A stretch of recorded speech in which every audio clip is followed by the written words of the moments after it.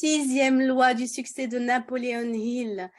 L'imagination, l'imagination. Tu t'imagines dans ce futur, tu t'imagines en train de réussir, tu t'imagines en train de célébrer tout ce que tu as mis en place. Et plus tu vas te projeter, tu te souviens quand tu avais 15 ans ou à l'adolescence ou dans ton enfance et que tu rêvassais, que tu pensais à tes vacances, au week-end, à ta soirée et que tu te projetais dans l'avenir en train de t'imaginer réussir.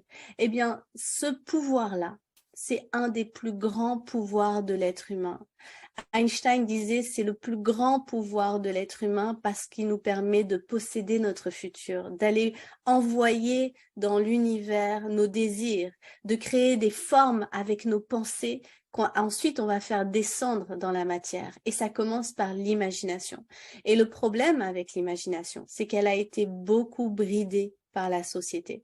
Moi, par exemple, par rapport à ma culture marocaine, mes parents étaient très terre à terre. C'était non, ça n'existe pas, ça n'existe pas, ça n'existe pas. Tout ce qui était artistique, projection dans le futur, c'était non, non, non, mais on ne sait pas, Inch'Allah, on verra.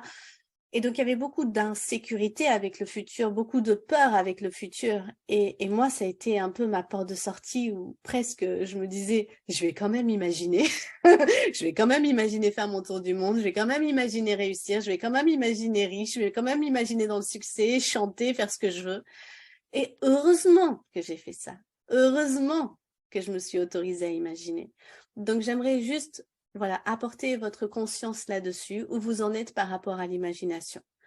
Et cultivez votre imagination. Prenez des cours de créativité, nourrissez votre imagination, enrichissez-vous sur ce domaine-là et soyez dans l'expansion pour posséder votre futur, être bien ancré dans le présent et puis le passé, on s'en occupe que pour aller nettoyer ou chercher des ressources.